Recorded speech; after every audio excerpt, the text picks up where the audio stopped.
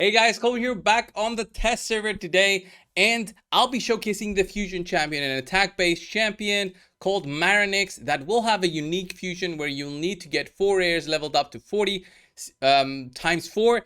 That's 16 rares, and then 4 epics times 4 to level 50. Fuse all those together again to get the legendary champion. A lot of work required to get that champion. Lots of effort. So will this champion be worth it? Okay, there's Maranix. I'll explain the gearing in a bit. I'll show you the epic and the rare needed. It's only one of those added to the game. That's the epic Tomo right there, a Shadowkin Force champion. It's a new champion that can give a counterattack buff to an ally, a single ally, very similar to the what's that epic called that we get for free at the very start of our accounts. That epic. There's not that many champions that give a counterattack buff to a single target ally. She also fills turn meter of all allies by 15% and places a 30% increased crit damage on all allies for 2 turns. Very strong for Shadowkin because it also gives a crit rate buff as well. I would think that this champion is great for the Shadowkin faction wars just as an epic. Increases all turn meter field effects and heals by 20% when used on allies from the Shadowkin faction. So that's insane on itself already.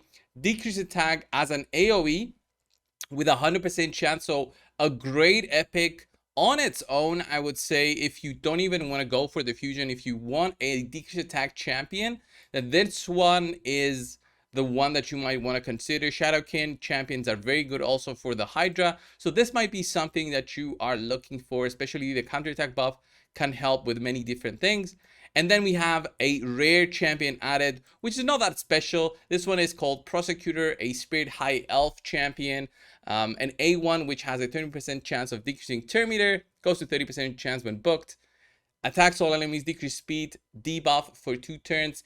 And that's a 50% chance, goes to 75% chance. That's all right. It's an AoE attack. And then attacks one enemy 3 times, 50% increased accuracy buff on this champion for 2 turns before attacking. Each hit has a 30% chance of placing a heal reduction debuff for 2 turns. This can be solid for the Spirit Keep if it's something that you're looking for. Spirit Keep heals whenever he takes a turn, so heal reduction is very crucial for that one. So if you're looking for a rare, then that might also be something that can help you out. But the legendary is the one that everyone's interested, all right? Let's have a look at Maranix.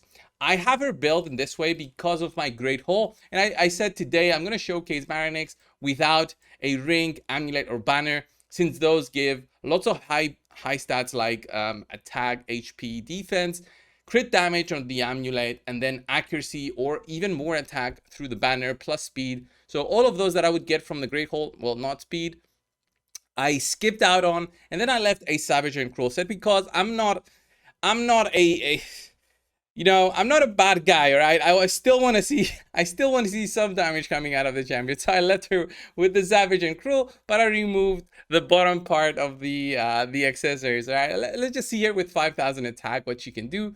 241 crit damage. We won't see the big numbers, but we can extrapolate, right? We can say, okay, if I had 1,000 more attack, if I had 40% more crit damage, where would I take Maranix to? Would she be worth it? Her skills are very unique. She does have an area attack on the A3 that gives her an unkillable when there's a hex buff on, or for 2 turns, or without for 1 turn if she also gets a kill. Her A2 also can apply a decreased defense and a hex after the attack. And then the A1 can be a quad hitting, a 4 hitting attack, possibly at a 50% chance per hit that she does. It can be a 2 hitting attack, it can be a 3 hitting attack, it can be a 4 hitting attack. This can be quite special for the clan boss, I would say, as a champion that can be used for just unkillable teams or block damage teams. She won't give unkillable to herself without getting a kill, so have that in mind. And also inexorable, and also gets a reset to its cooldown whenever she kills an enemy under a hex debuff. She also gets a 5% increased attack whenever an enemy is under a hex debuff. So that's the little things that you can see with her. So let's go in there for a pretty easy damage test in, I would say, yeah, let's just go dungeons first. And I will not do the full crazy damage test that I usually do. There's no reason for that. I'll just do a defense down weekend damage test, which is reasonable. If you are like a year in, you can get Lydia a year in as free to play, as I did in my free to play season 1. And I'll put in Arbiter as well, because she's also a champion that everybody will eventually get, again, a year in to playing the game for sure. I got her on my second season of the free play in like 100 days. The same thing on my free to play season 1. If you guys are wondering, the quickest anybody got Arbiter was 40 days, 42 days as free to play. Just have that in mind on how you can push the game if you really know what you're doing. So look at this. So we don't have the defense down on everybody, but let's see the skills in action. Let's see the A3 and see the potential here. 126, that's actually very solid. Remember, I don't have her with everything in there, all right? She is at a 5,000 attack. She did a solid attack on everything, but she's also strong affinity here. So have that in mind, 20% more damage to targets that are weak affinity to you. Let's see the A2. That's 150,000 on that one. She seems like a really strong nuker. Now I want to go back and give her those accessories. Let's have a look at her again. Let's increase attack. Will I have the Lydia A2? Yes, I will. She also got the kills, so now she will have kill streak. Let's see the A1 here on Apothecary. 57, 56k. She didn't proc the extra attacks, but I'm fine with that, I guess. She's looking good. I would say she's good in terms of damage. I'm happy with the multipliers. It's not something amazingly special that would give something for my account, but anybody out there that's looking for a nuker, I think this one has potential. So let's see. 100k, 157k. That's all right. That's right. I mean, with a little bit more setup with a hex debuff as well, I could have done a little bit more there. So let's see here, A1 here, 54k. Let's take out this guy, and we go to the boss very quickly and see what we can do.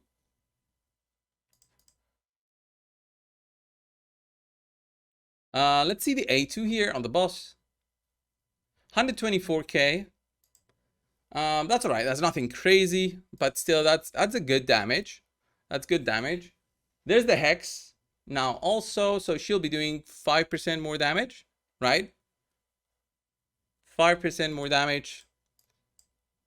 Let's see the A1. 1, 2, 3, 4.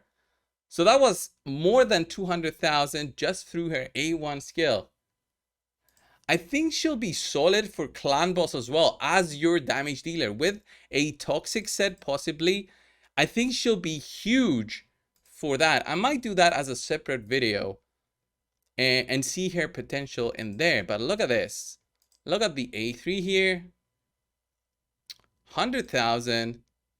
The AoE skills are not that amazing in terms of damage. Like I might even lock the A3 out. If I was using it for clan boss, I would lock the A3, so I would use only A2, which does a hit and then also can apply a defense down and a hex. So that helps me in terms of damage. I have those already because of Lydia, but remember her skill set, and then she would be doing her A1 skill a lot.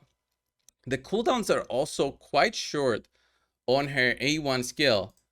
So let's have a look at that. Boom, boom, boom. Look at that. Look at that damage. I'm happy about that. But again, okay, again, that is strong affinity. So not so realistic. Let's go to 23 and try it on 23, which is Void. So Void is a little bit more realistic, although there's never a realistic scenario because you'll have a mix of enemies in most cases, let's say in the arenas. So let's do this very quickly. Let's see the A3 here. Again, 117,000. She took them to half there. So with 7,000 attack, like the end of the end game kind of potential that she could have. I could see her. I could see her doing a lot of damage with it. Let's see the A2.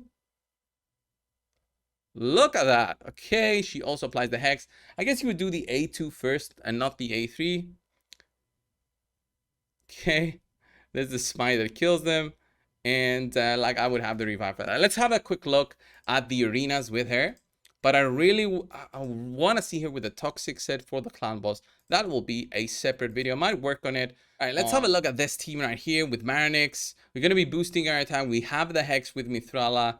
We can also apply the Hex with Romantu. Very strong in terms of champions, I know. But let's see. Can we survive the Cubitus here? I wonder. There's the Hex there. Let's try and remove some of the buffs here. We couldn't. Oof. Oof. Solo. Okay, let's see. Can I get a kill? And then that kill will give me... That kill will actually give me an unkillable, right? Let's see the damage. My health is so low here, but... Yes, there's the unkillable. That is solid. That is for 2 turns, and pretty much they can't do anything about it right now. And remember, I have like... Do the cleanse there before the decreased attack. Boom. Now Cubitus is just gonna die. Oh, we have the A3 again because we got a kill. Wow, okay, let's see. And we have, oh no, the unkillable has a cooldown, so that's why it didn't proc again. But I think I will have my skill again. Let's have a look very quickly. Will I have the A3 skill again? Not sure about that. Let's do the cleanse. No, she doesn't have it because this passive has a cooldown, right? On when it gives me the reset on the A2, on the A3. Let's see the A2, 51k. That wasn't bad. That wasn't bad. Of course, this is a more difficult team. It's gonna have Arbiter in there. I don't know about this, but let's have a look. I don't know. It's not a fast team that I have, and probably would be slower than the enemies. But let's see.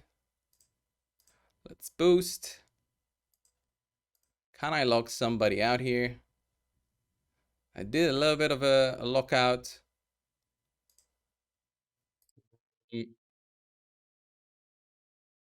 An A1. Almost dead here. But let's say I did the... Again, I would do the A3. Because that's going to give me a 1-turn unkillable, right? Look at that. So I'm protected. I actually am surprised with her. I think that she is good. I think that she's... Remember, I only have 5,000 attack on her. That was it in terms of Maranix. A quick showcase with her without even the full stats. I will be testing her out with the potential for A1 skill for the clan boss with a toxic set. I can see the potential there in a high damaging team. The team is there. She can definitely dish out some damage, and I think she's going to be worthy for a fusion to consider in many accounts out there. Thank you guys for watching. Subscribe, and I'll see you guys in the next one. See ya.